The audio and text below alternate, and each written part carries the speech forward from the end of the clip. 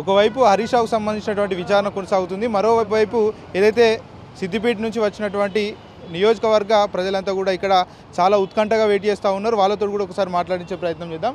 చెప్పండి, హరీష్ రావుకు సంబంధించి నోటీసులు ఇచ్చి వెంటనే విచారణకు హాజరు కావాలని ఆదేశాలు ఇచ్చారు. దాన్ని మీరు ఎట్లా చూస్తారు?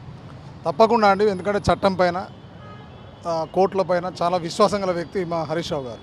ఎందుకంటే ఆయన ఉద్యమంలో 14 ఏళ్ళు పోరాటం చేసిన వ్యక్తి, ఎన్నో కేసులు అయినా జైల్లో పోయినటువంటి వ్యక్తి.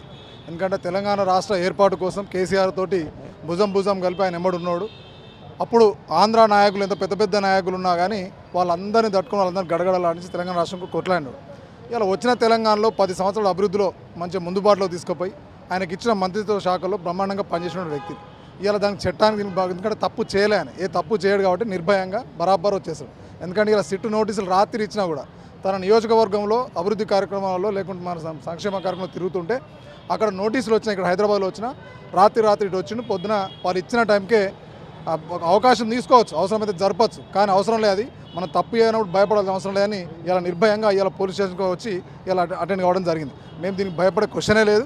హరీష్ రావు నిజాయితీ కలిగినటువంటి వ్యక్తి కాబట్టి మేము భయపడాల్సిన అవసరం లేదు. కానీ రేవంత్ రెడ్డి గారి యొక్క ఎట్లా ఉందంటే, రేవంత్ రెడ్డి గారిని చూడాల్సింది ఇవాళ ఆయన నిన్న ప్రెస్ మీట్ పెట్టి వారు మంత్రుల యొక్క కొట్లాటను, వాళ్ళు చేస్తున్న స్కామ్లను, వాళ్ళు చేస్తున్నటువంటి స్కామ్లను క్రమ పద్ధతిలో ఎట్లా చేస్తున్నారు అనేది దాని మీదనే కొట్లాట చేస్తాం, దాని మీద గట్టిగా మాట్లాడడం జరిగింది.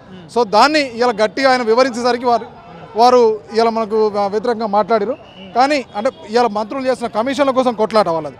ఇలా ముఖ్యమంత్రి మీద మాట్లాడాడు. హరీష్ రావు అనే వ్యక్తి గతంలో ముఖ్యమంత్రిగా పనిచేయలేదు, హోంశాఖ మంత్రిగా కూడా పనిచేయలేదు. కానీ ఆయన టార్గెట్ చేస్తూ ప్రతిసారి కూడా విచారణకు పిలవడం, మానసికంగా వేధించడం ఎట్లా చూడొచ్చు అంటారు? దీని 100% అండి. ఎందుకంటే ఆయన 6 గ్యారంటీల పైన ప్రజలకు ఇచ్చిన సంక్షేమం అయితే చెప్పి గద్దెనెక్కిరో వాటిని అమలు చేయాలని చెప్పేసి క్వశ్చన్ ఎత్తుండే ఎప్పటికప్పటికి.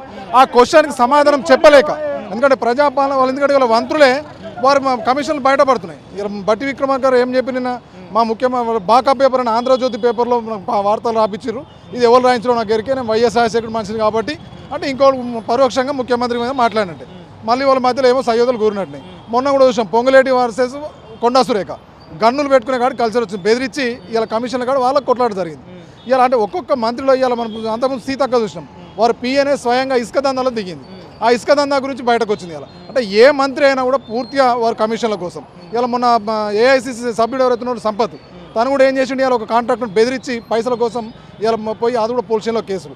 అంటే ఇవన్నీ ప్రతిపక్ష నాయకుల హోదాలో మీద బలమైన ఆరోపణలు వస్తూ ఉన్నాయి. కాకపోతే కేవలం బీఆర్ఎస్ పార్టీ నాయకుల మీద మాత్రమే విచారణ చేస్తూ ఉన్నారు.